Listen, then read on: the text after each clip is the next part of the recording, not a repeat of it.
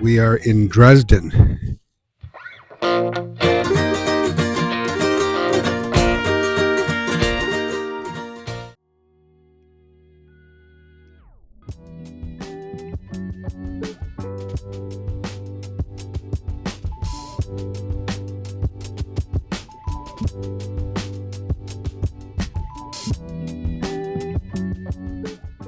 Quite beautiful.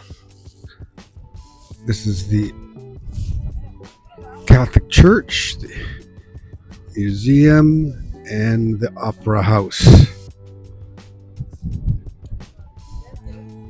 It might rain, but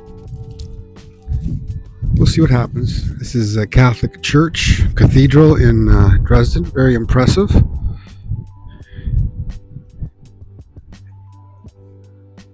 And the palace, and I think if I just go over a little bit, you can kind of see there's this black pathway right about where the bike is right now. The black section there connects the church and the palace, and all the royalty would kind of sneak across and confess.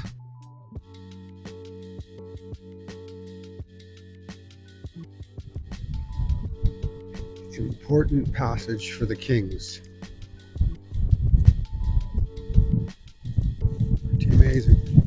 There's a mural that depicts the history of Dresden, and there's like 20,000 little tiles. It's the largest artwork of its kind with tiles, and it shows the history of Dresden and not destroyed during the war, which is amazing. Mural. Pretty impressive. It goes on and stretches.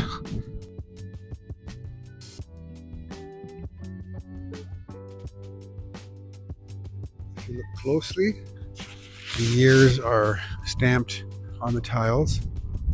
For example, I'm just standing in front of 1827 to 1836,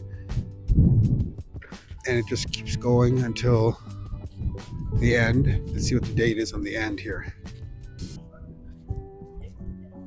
Do they have a date at the end? 1906. Not much of this was destroyed in the war. They only had to replace about 200 tiles out of the thousands that are here. But that's what happens when there's a war.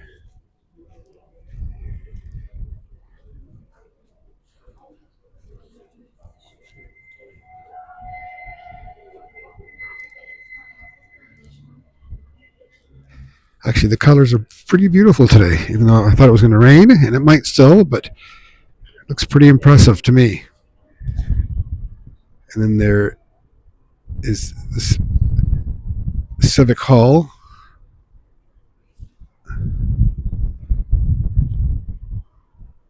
Was by August the 1st. This gentleman sitting down.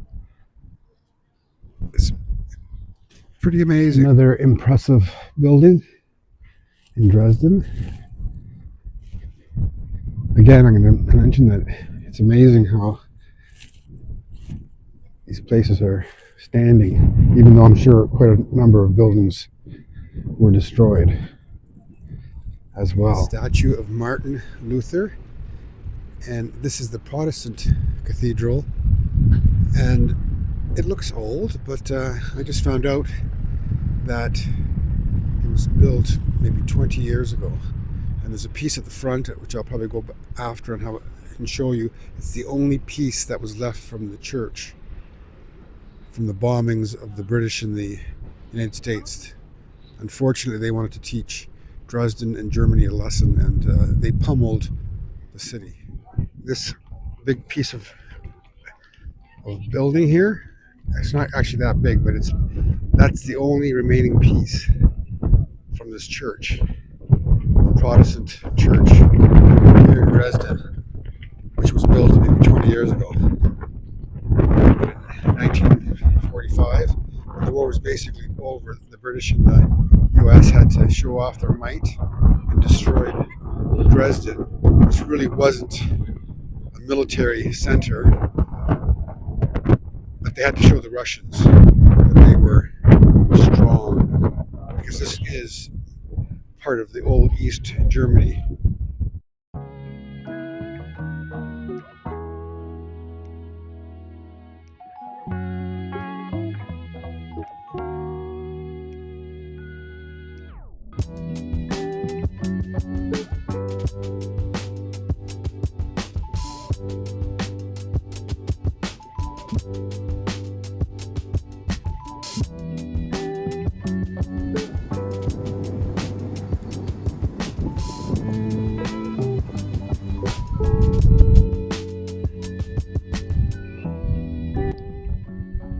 A beautiful walk along the river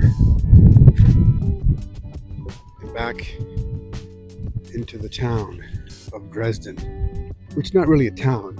It has over 1 million people. So it's a mid-sized town compared to a place like Berlin that's quite large. This part of the town is quite beautiful. A lot of Baroque art. This is a panoramic view of the Elbe River in Dresden.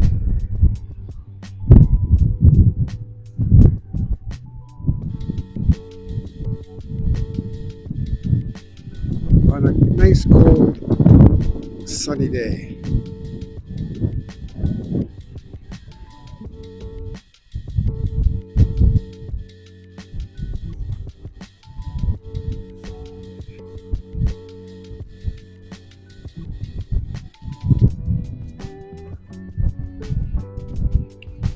Very impressive.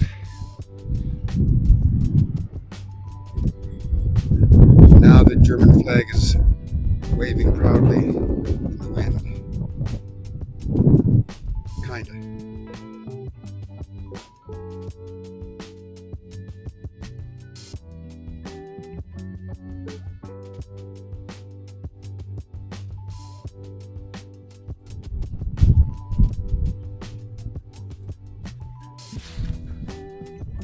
With the lighting and the sky, it keeps changing and it's just beautiful. It looks so very nice.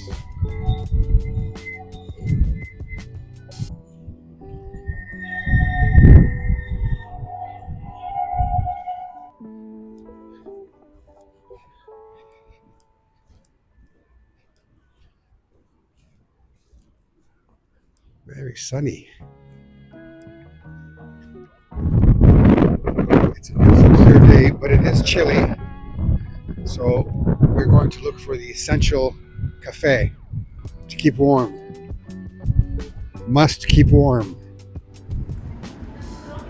This is a well-deserved coffee and some kind of prune date square thing. I'm sure it tastes good. This is the last day in Berlin. We're at the Tierpark Hotel. It was okay. It's a nice hotel. The breakfast is good, even though they had hot dogs as well, which I don't understand, but some places do. It was reasonable. A little bit far from the center of Berlin. Now we're going to Prague, so that'll be exciting. We'll get to Prague around 4, so it's kind of a long day. Not quite as long as Amsterdam to Berlin. That was a little bit way too long. Once we finish Prague, this tour will be over, and I'm going to say right now that I could have done this totally by myself. It wouldn't have been that difficult, but it's kind of nice to meet new people. I met a really cool dude from Philippines. Every time I talked to him, he just gave me more and more information about his life, and it was kind of interesting. He's doing quite well. He's a lawyer, and he's dabbling in a few other items, so he's done well.